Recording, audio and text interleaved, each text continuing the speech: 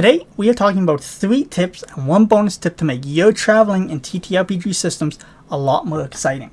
The tips that we're going over today are expectations, foreshadowing, the journey itself, and a bonus tip which is curating your own encounter tables. So I want to go ahead and jump into this. Expectations. Number 1 thing you have to do is you need to talk to your players. You need to set expectations and you need to understand their expectations. Once you know that, you can understand why you're traveling, what the purpose of it, and you can also know how long a journey should be. For instance, like, travel isn't for everyone. That's where you have to talk to your players. But if you look at Lord of the Rings, the entire quest is one journey, right? So, obviously, if your players don't like travel, that's not the kind of story you want to tell, right? But if they're open to it, or if they want, something a bit more gripping, something that kind of puts the sting and they need to think about travel, right? You're trying to make it more exciting, you're trying to make it more grueling, you're trying to make it any number of things.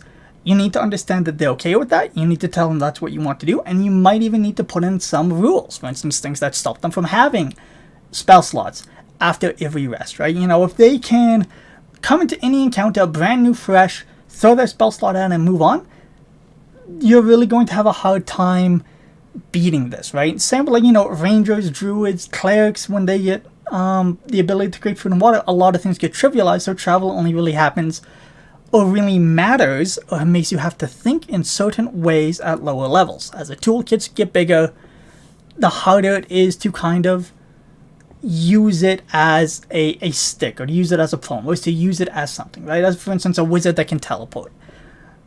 But, you don't need to do all of that, right? If the expectation is they don't like travel, they don't want to do it, you don't want to run it, everything can be done narratively, right? Nothing stops you from just giving a little expose of after several weeks of hard travel, you make it to the end of the forest with the town in sight, so on and so forth. But let's say they're into it, and personally, I love travel. And one of the main reasons is you can use that for foreshadowing. So you need to know where you're going, you need to understand the tone you're trying to set, and you also need to know if there's anything new. Knowing where they're going will allow you to foreshadow those sorts of things, right? If you understand that they were just at a very nice elven town and they're going after a necromancer, the tone needs to change. Your themes are changing. Your descriptions need to change. You need to kind of build that, and that's what traveling lets you do. It lets you open the window slowly. It lets them get a peek as to what it is that's going on. So if you understand where you're going and you can do all of that, I guarantee they're going to be a lot more invested by the time they get there, right? You can foreshadow all of these things, right? You can foreshadow until until the cows come home, really, and it'll help a lot. As well as you can also use this to help if there's anything new. For instance, if they're going against a wizard that casts a lot of illusions, some of your encounters perhaps should include that. If they're going after a cultist, or if you have a subplot that builds into a murder mystery, why don't they find a journal? Why isn't there a wanted poster along the way that mentions this guy, right? Or if, you can have, or you can do so many things. At the end of the day, they're traveling, you know what's there, you can set things in their path, and you can really take advantage of this, right? Of your captive audience as they're on this little railroad to where they're going. And this kind of builds into the journey, right? You need to build towards your destination. You need to understand the purpose of this journey, and you also need to know what they're traveling through. A lot of this ties into foreshadowing. A lot of your choices should be based on this. But what also happens is you can have a gradient, right? This is what I mean by understand the purpose of your journey. If they're going from one town to the next, right into a boss fight, and you need this boss fight to be hard, you want it to be grueling, and let's say you have rules like the Weary Traveler rule, where they don't get their spell slots back. Suddenly, every encounter has a lot more weight. They're no longer just blasting through things to get there. They're now thinking to themselves, what happens when we arrive? What do we need to do?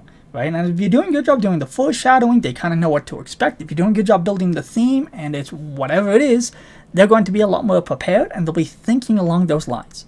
So your traveling will become a lot more it'll become a character of its own, right? Each journey, each arc, right? Your narrative can shift and can be formed by this. And this goes into my last tip, which is curating your own encounter tables.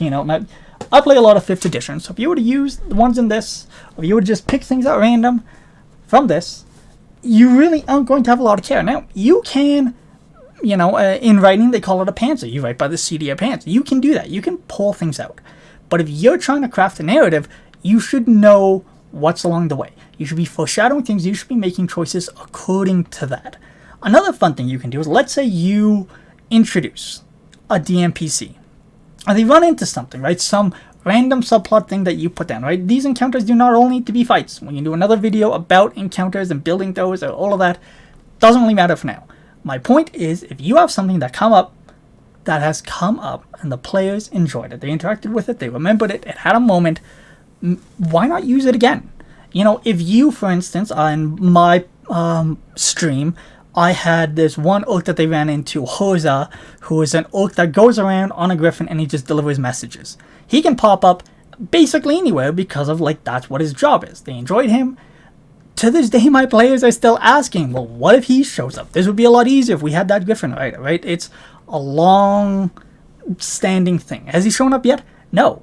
But they're asking for it because I've done this with other characters, right?